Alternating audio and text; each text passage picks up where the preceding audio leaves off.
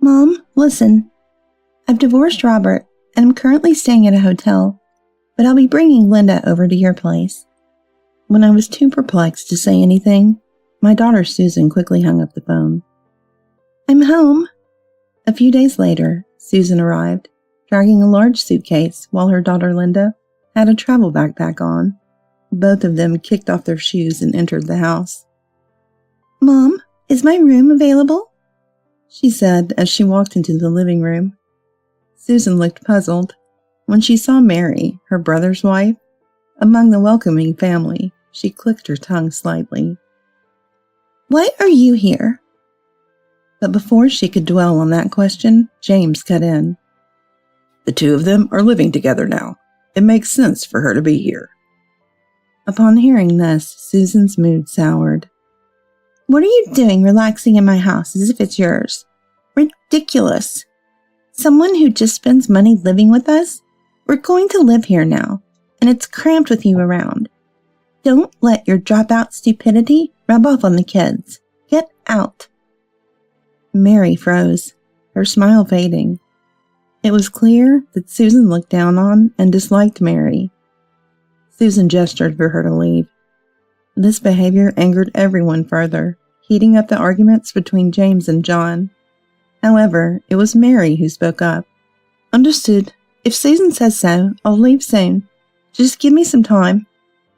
Hearing this, Susan smiled satisfactorily. See, you're reasonable. People like you don't belong in this house. Mary bowed her head and slowly walked out of the living room. I hurried after Mary, trying to stop her by grabbing her arm. But no matter how much I said, there's no need for you to leave. Mary wouldn't listen and started packing her bags. It was unfair for Mary, who had done nothing wrong. While Mary was packing, I came up with an idea. Well then, if that's how it is.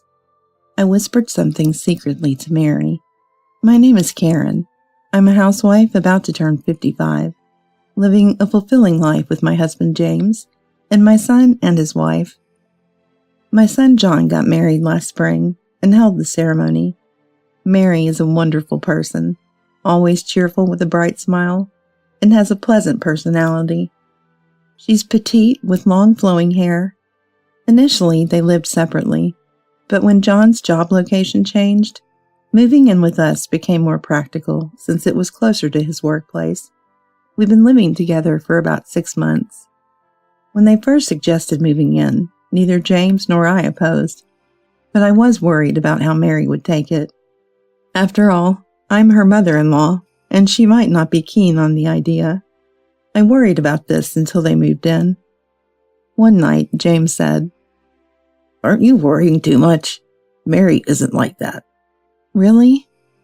Mary is skilled at sewing, right? John mentioned that. And you like knitting, so you'll probably get along. James optimistically said this and sipped the coffee he made. Indeed, having common interests might help us bond faster, so I looked forward to their moving day. On the day they arrived, John was off work, and they came with a moving truck. We're here to cause trouble. Oh, this is for you. As soon as she arrived, Mary handed over a package of sweets. Surprised, I opened it to find an assortment of famous confections. You didn't have to go to such trouble. No, I had to bring something. We'll be inconveniencing you. Inconvenience? Not at all. The house is small, but please make yourself at home. Thank you. After that day, we were both a bit stiff and nervous for about a week. But as we talked about knitting, we warmed up to each other. Mary got excited talking about the local craft store. The conversations about the satisfaction of completing a project were endless. Mary learned to sew in elementary school. She had no relatives and came from a children's home, where the staff noticed her dexterity and taught her sewing. Starting with button sewing, Mary gradually learned to enjoy making things like children's aprons and small etiquette pouches. Over time, she became capable of making almost anything, including clothes and tote bags as an adult. I started to enjoy making things, And now I can make just about anything, from clothes to tote bags," she said with a smile, looking vibrant and somehow making me feel more energetic and a bit younger. Mary was also incredibly thoughtful. Once she found out that James liked to have coffee after dinner. She started making it for him every night. She also took care of the garden, cleaned the storage shed, and tidied up around the water fixtures. James cherished Mary, as if she were his own daughter. The only thing that bothered me was when Mary put herself down for being a dropout when we were alone. She couldn't afford to go to high school and had to start working right after middle school. I encouraged her, saying, "It's okay." But I wasn't sure if that really cleared her worries. Mary probably felt insecure about it because Susan, her sister-in-law, teased her. Susan, John's older sister by 3 years, had a mean streak that no amount of scolding could fix. Susan went to college and got a job at a major bank. She would go to dinner parties with friends and acquaintances, targeting wealthy men to date or break up with. It seemed like her relationships often soured, probably because her personality was difficult to deal with. I worried no one would marry her if she didn't change. But that worry was unnecessary when she introduced her fiancé a few years ago. He came from a family of doctors, and now worked in internal medicine at a large hospital. James and I thought we wouldn't be troubled by her anymore. But even after that, she would say things like, "My brother is so presumptuous," about John. At family gatherings with Mary, Susan always had complaints. "Is this girl John's wife? She looks so plain." "Susan, don't be rude." I would chide her, but Susan never changed her attitude. Even when James and I said, Think of us as your real family. Susan laughed mockingly. "Seriously, Dad, Mom? A stupid family like this is impossible." I still remember her mocking laughter. "Hey, Dad, Mom, are you serious? I can't deal with this stupid family." I still remember the sound of her laughing in ridicule. Susan kept calling, bragging about going on an overseas trip, and eating gourmet food, and getting a designer bag as a gift, showing off her wealth. There's a child named Linda, my granddaughter, who also tends to brag. I thought it might be better to correct this bragging habit, but whenever I tried, "Don't meddle in our parenting," she would snap, leaving me helpless. Susan was a troublesome daughter. One sunny autumn day, accustomed to life with John and the others, I got a call from Susan. Another boast, I suppose. I'm so tired of it. Muttering in annoyance, I answered the phone, only to hear Susan crying. "Mom, listen, I got divorced. I'm staying at a hotel right now, and I'm coming over with Linda." But please, bye." Before I could say anything, Susan hung up. Despite her request, there was no room available, leaving me wondering where to welcome them. I cleaned up my room that day, cleared out half the closet, thinking it'd be cramped, but they had to stay here. As I was tidying up, Mary returned from shopping, surprised at what I was doing. "Why are you emptying your room?" "Susan and Linda are coming back. She's divorced now. Since there's no room, they'll use mine." "What? So where will you sleep?" "I'll make room in my room, so sleep there." "What are you saying? You need to take care of yourself now. I'll sleep in the living room." A few days later, Susan and Linda, unaware of anything, returned. "We're home." Susan dragged a large suitcase, and Linda carried a travel backpack. Both of them kicked off their shoes and entered the house. "Mom, is my room available, huh?" Entering the living room, they found me, James, John, and Mary just enjoying a family moment. Seeing Mary, Susan clicked her tongue softly. "Why are you here?" But before she could continue, James intervened. Susan, these two are living with us now. It's only natural. Besides, Robert told us everything about your situation. In the days that followed, while preparing the room, we also contacted Robert to understand the reasons behind the divorce. The reasons were surprising to both me and James. Susan, you were in charge of your husband's wallet, spending lavishly on trips abroad and designer bags, leaving most household chores to his service. Susan looked uncomfortable. He even doubted whether those trips were really just with Linda, suggesting you might have been with friends. Huh? What now? I'm tired from the divorce, and coming back here, I don't want to hear this. I have a room, right? Susan sighed heavily, ready to take her suitcase upstairs. Me and James stopped her. Wait a minute. Let's finish this conversation. Tell us the truth. There's no truth. It's all lies from him. I went on trips with friends and Linda was there. It's just spending a little money. It's not just a little. The thing is. Watching this, Mary stepped in. Her hair swayed uneasily. James, let's leave it at that. We can talk some other time. Susan must be tired. Please, go to your room, Mary said with a smile. Knowing Susan didn't think highly of her, preferring to avoid any involvement, but chose to diffuse the situation, touching my heart with her magnanimity. Yet Susan's face grew even more distressed. What, making yourself at home? Living with someone who squanders money? Now that we're here, it's cramped because of you. Stupidity spreads to the kids. Get out. Mary was taken aback by the harshness and the words, her smile fading. James, John, and I couldn't help but respond angrily to Susan. Susan, apologize to Mary. What a terrible thing to say. It's awful. Mary isn't stupid, nor does she just waste money. I hate being around such idiots. Susan waved her hand, showing the back of it as if to say go away. James and John became even more incensed at her actions. We never agreed to you coming back in the first place. Do you understand that? But this is my parents' house, so it's natural for me to come back. This may be your parents' house, but coming back like this is unbelievable. Sis, how do you plan to cover living expenses? You quit your job, right? Well, yes. I'll take a break from work for a while, so John and Dad can support me and Linda until I find a job. Mom can take care of Linda. Susan has always been like this, quite self-centered. That's why I was reluctant to accept her back. Hey, just to clarify, by when do you plan to find a job? It's almost time for Linda to start preschool. And what about picking her up? How am I supposed to know when I'll find a job?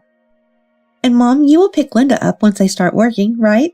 That's much better than using Mary. We can't just do that on request. Susan seems determined to stay here and have us look after her and Linda. Linda, unable to keep up with the adults' argument, tried to get attention by crying and shouting. That's how it's going to be, so please understand. What an attitude she has. Everyone was stunned by her. It felt like time stopped for a moment. But then Mary spoke up unexpectedly. Understood. If Susan says so. I'll be leaving soon, so please give me some time. Hearing this, Susan smiled contentedly. See, that's very understanding of you. You realized you're a nuisance in this house. Mary bowed her head and slowly left the living room. I rushed to stop Mary, grabbing her arm.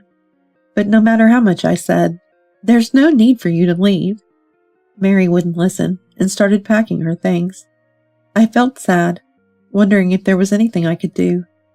It wasn't fair for Mary, who had done nothing wrong. While Mary was packing, I suddenly came up with an idea. Well, if that's how it is, I whispered something to Mary. Weeks after Susan's return, the mornings and evenings had grown colder, and the autumn leaves in the nearby park had progressed, making it feel fully like autumn. Mary had found a new place, finished the viewings, signed the lease, and started moving her belongings. Susan was happy to see this, and Linda had learned to look down on others, pointing and laughing. Linda, stop pointing at people. Even when I scolded her, Linda seemed to enjoy herself, sticking out her tongue and laughing. She complained about the food Mary and I cooked, spat it out as if it was a game, and the house was a mess with sand and mud from playing in the sandbox. Talking to Susan was of no use. Don't you think it's good for kids to be lively? Don't you agree, Mom? I wanted to say that wasn't the point, but I was too tired to argue. James and John were still on bad terms with Susan, and the house was in chaos. But it would all be over with a bit more patience. One Sunday night, after helping Mary unpack at her new place, I received a call from Susan. During the day, me, James, John, and Mary had gone to the new place, leaving Susan alone at home. It was dark, and she must have grown impatient waiting for us to return and called. Hey, Mom, when are you coming back? I'm hungry and want the laundry done. Linda probably wants to sleep, too. To that, I replied sharply, we're not coming back there. Susan was shocked on the other end of the phone, hurling insults. Don't joke. What do you mean? I haven't heard about this. Come back and make dinner. And other such immature comments from a mother.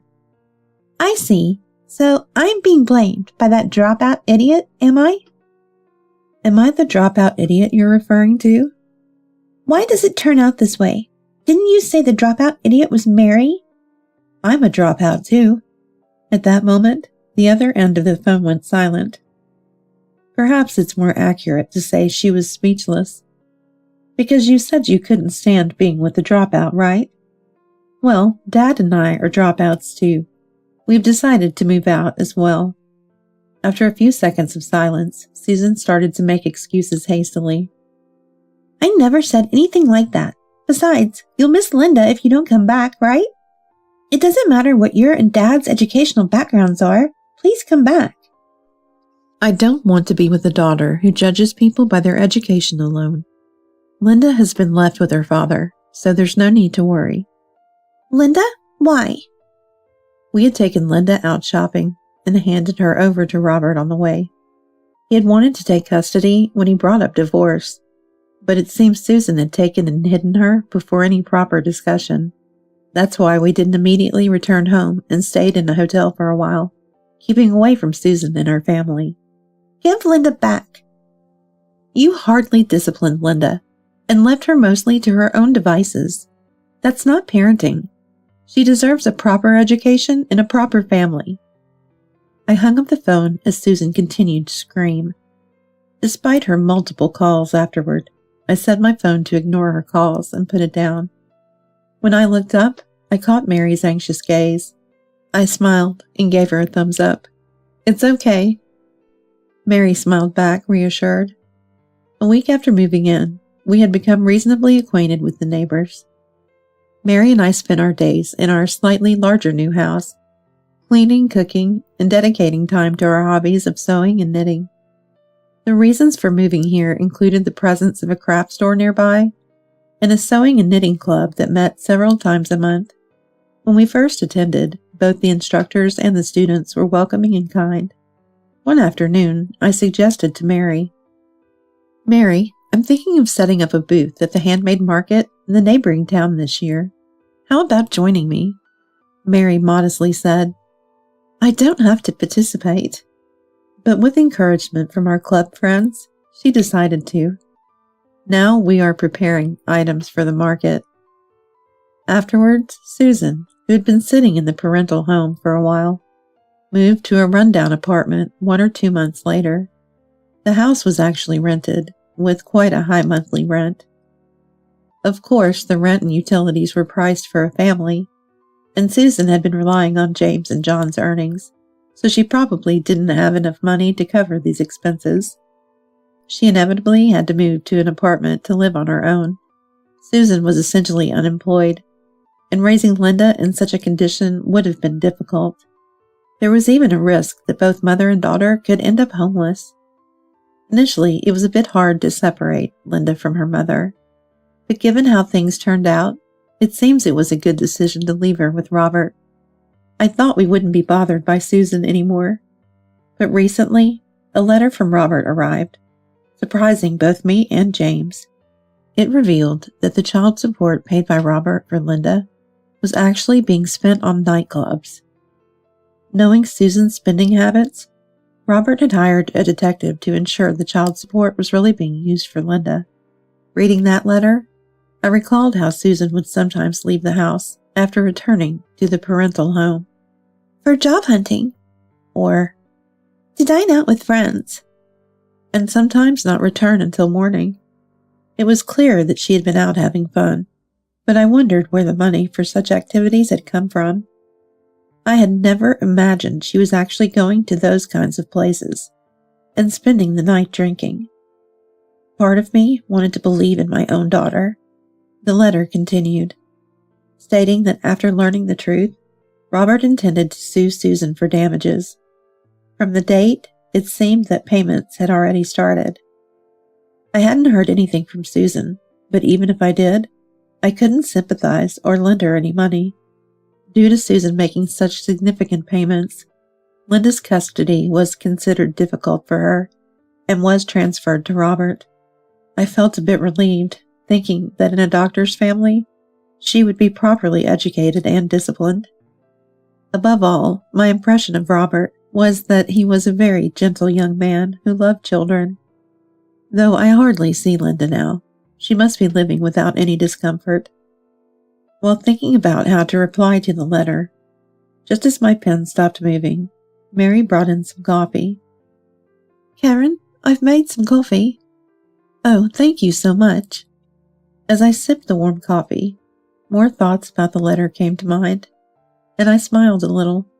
What's up? I was thinking about what to write next. I wrote about how the four of us are living happily together, not in contact with Susan, among other things, but there's one more thing I need to write about. That is, about the baby in Mary's belly. When we thought everything had settled down after the move, Mary's health took a turn, and a hospital visit revealed she was pregnant. She was about 3 months along, and her belly is starting to show a little. Though we don't yet know the gender, the thought of a new family member brings us indescribable joy. Mary is enthusiastic. I'll make clothes for the baby. And I'm planning to knit hats and socks. I included that in my letter. Please take care not to overdo it. Take good care of yourself. Mary, looking down and stroking her belly, said, I wonder if I can be a good mother. I've thought the same thing, but it'll be fine. The baby in your belly will grow and be born healthy. They'll wear the clothes you make, so don't worry. I reassured her gently, as if speaking to my own daughter. Yeah, you're right. Mary nodded slowly, shedding quiet tears, but I pretended not to see. The handmade market is approaching fast. The theme for the market is Christmas gifts. We've already received the most irreplaceable and wonderful gift of all.